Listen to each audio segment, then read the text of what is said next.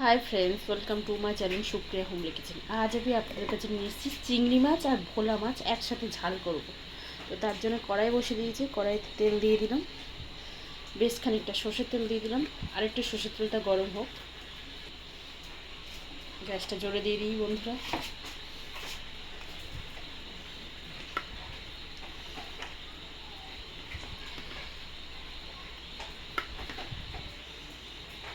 সর্ষের তেলটা গরম হয়ে গেছে মোটামুটি। এবার আমি মাছগুলো ছেড়ে দেবো।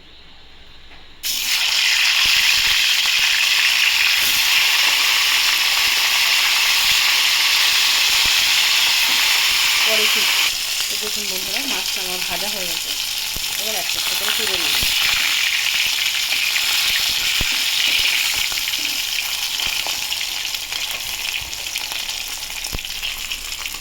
আমি গাদাগুলো তুলে নিলাম।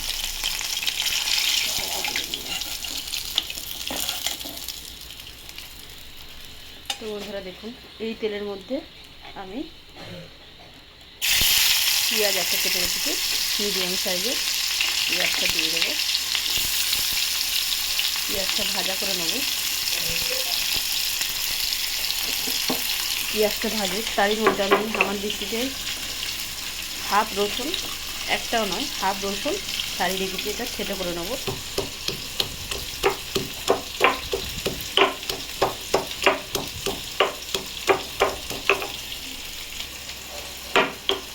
ভালো করে কষিয়ে নিতে হবে বন্ধুরা।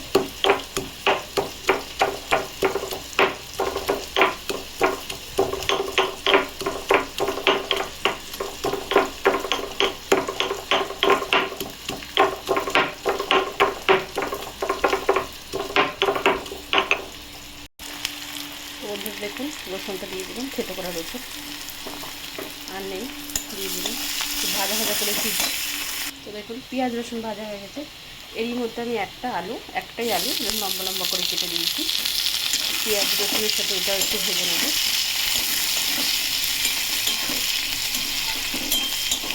এই সময় স্বাদ মতো নুনটাও দিয়ে দিই।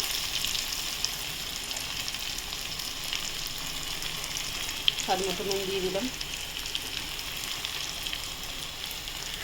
আবার দিয়ে নাড়াচাড়া করে নিই। আলুটা ভাজা হোক, ফিরছি বন্ধুরা।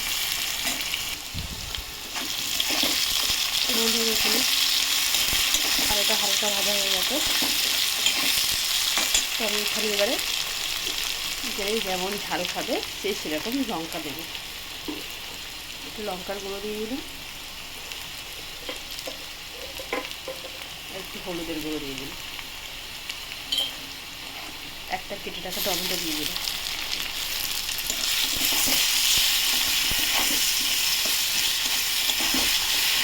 তার সাথে কুচি করে রাখা 3-4টে মরিচ দিয়ে দিলাম।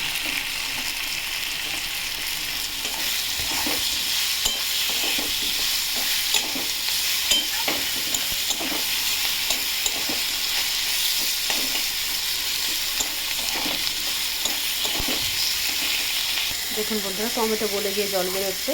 তো আমি এই পর্যায়ে চিংড়ি মাছটা দিয়ে দেবো। দিয়ে এটাকে আস্তে নাড়াচাড়া করবো। তো দেখুন বন্ধুরা, চিংড়ি মাছ থেকে জল বেরিয়ে গেছে।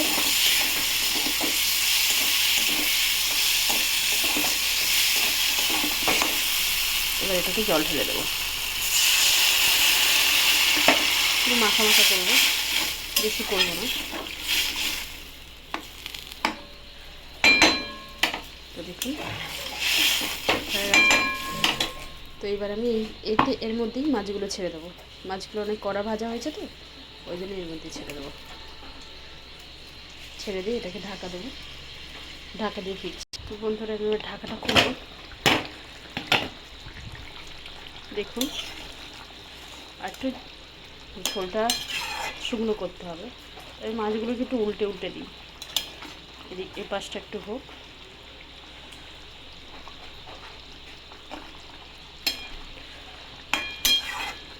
গ্যাসটা জোরে দিই, আর কিছুক্ষণ পরে নামিয়ে নেবো। এবার ঢাকনাটা খুলেই ফোটাই।